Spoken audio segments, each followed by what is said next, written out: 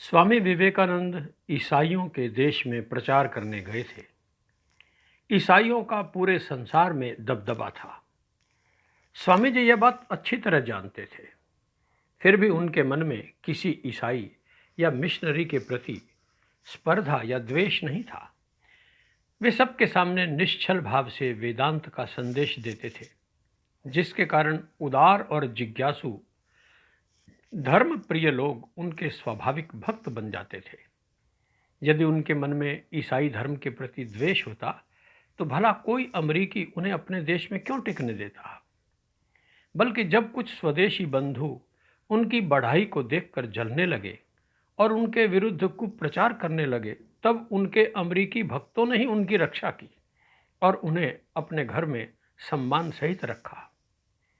स्वामी जी के भाषणों के बाद कुछ श्रोता स्वाभाविक रूप से हिंदू धर्म के बारे में सुनी सुनाई बातों की चर्चा अवश्य किया करते थे और कुछ हिंदू धर्म की तुलना में ईसाई धर्म की श्रेष्ठता प्रमाणित करना चाहते थे।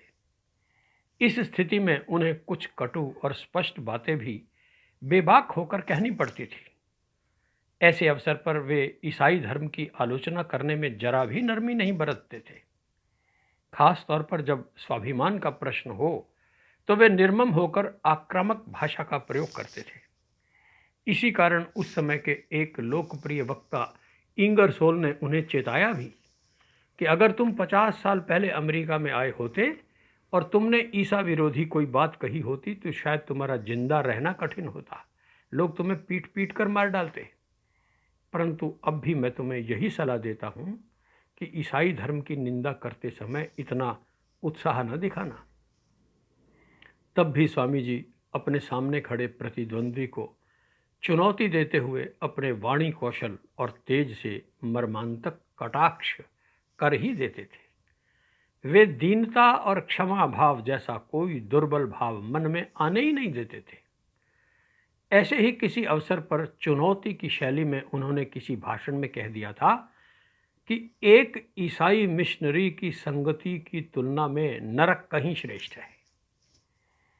उन्हीं दिनों की बात है, एक ईसाई मिशनरी उनसे बिना बात ही आकर भिड़ गया।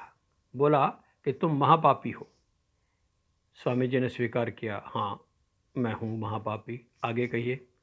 मिशनरी बोला, मेरे पास तुम्हारे लिए अच्छी अच्छी चीज़ें हैं। इस पर स्वामी जी मौन रहे।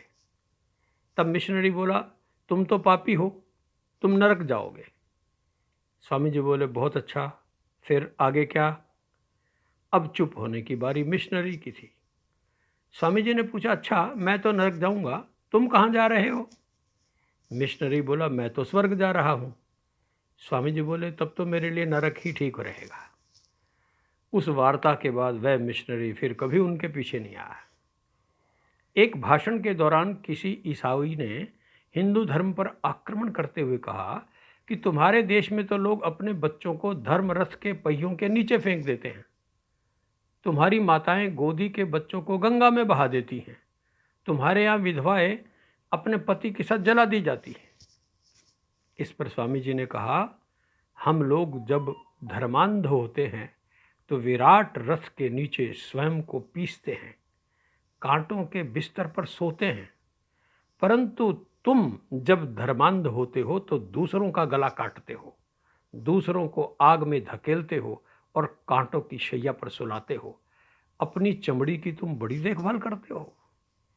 वह आदमी फिर कुछ नहीं बोला।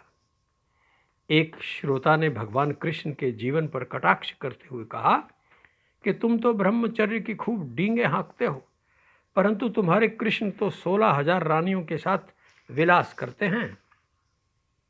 इस बात का विवेकानंद ने कोई उत्तर नहीं दिया। बड़ी कुशलता से वे अगले प्रश्न पर कूद गए। अब भाषण समाप्त हुआ।